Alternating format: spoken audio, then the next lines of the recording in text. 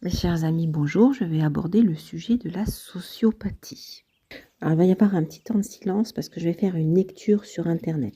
Parce que je vais prendre les sources sur les sources les plus communes. Qu'est-ce que la sociopathie? La sociopathie est un terme de psychiatrie désignant un trouble de la personnalité, influençant principalement le comportement social de la personne atteinte. Le terme est utilisé pour la première fois en 1909 par Karl Birnbaum et popularisé plus tard en 1930. Ça se rapporte soit aux personnes psychopathes qui ne sont pas capables ou qui sont seulement partiellement capables de ressentir de l'empathie, qui ont du mal à se mettre à la place des autres ou à se rendre compte des conséquences de leurs actions. Ça se rapporte aussi soit à des personnes qui se différencient des psychopathes, qui sont donc, entre autres, capables d'empathie fonctionnelle, mais ont un comportement antisocial. Je clique donc sur le lien comportement antisocial. Le comportement antisocial est un comportement manquant de considération pour les autres individus et susceptible d'être préjudiciable à la collectivité, aussi bien intentionnellement que par négligence. Ce comportement est le contraire du comportement prosocial qui favorise habituellement l'adaptation de l'individu à la société. Les lois des différents pays sont les réponses légales aux comportements antisociaux en matière de prévention ou de répression. Le terme antisocial fait parfois allusion à une sorte d'hostilité à l'égard des formes d'expression négative de la morale sociale, qu'elle soit théologique, agnostique, athée ou moralisme social. En psychiatrie, particulièrement dans le manuel diagnostique et statistique des troubles mentaux, un comportement antisocial persistant est l'un des symptômes du trouble de la personnalité antisociale.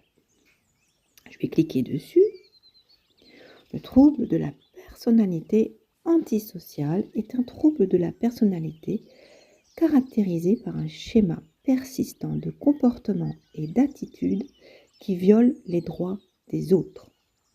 Les personnes atteintes de ce trouble peuvent manifester de l'irrespect envers les normes sociales, être manipulatrices, impulsives et souvent incapables de se conformer aux règles.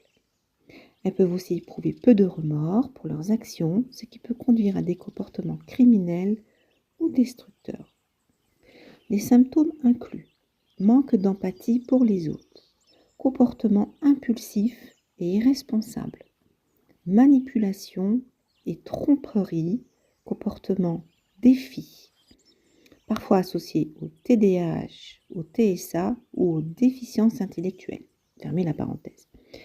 Qui peuvent rendre des soins difficiles et tendance à violer les droits des autres sans se soucier des conséquences.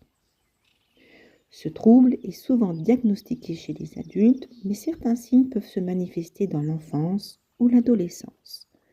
Il est essentiel de consulter un professionnel de santé mentale pour un diagnostic. La différence entre psychopathie et sociopathie peut s'expliquer par l'origine du trouble. La sociopathie s'explique par l'environnement social, alors que la psychopathie s'explique par un mélange de facteurs psychologiques, biologiques, génétiques et environnementaux. Selon David Lykken, les psychopathes naissent avec des caractéristiques psychologiques particulières comme l'impulsivité ou l'absence de peur qui les conduisent à chercher le risque et les rendent incapables d'intégrer les normes sociales. Par opposition, les sociopathes ont un tempérament plus réglé. Leur trouble de la personnalité tient davantage à un environnement social défavorable, parents absents, proches délinquants, pauvreté, intelligence extrêmement faible ou contrairement très développée. Voilà, mes chers amis, j'ai fait un petit résumé de ce qu'était la sociopathie, qui n'est pas comme la psychopathie, mais qui peuvent être en lien. C'est psychologique, parfois même ça relève du droit social. De ce que j'en retiens, c'est plutôt quelqu'un qui ne va pas voir les conséquences pour autrui, qui ne voit pas le bien de tout un ensemble de personnes. Voilà, je vous remercie beaucoup.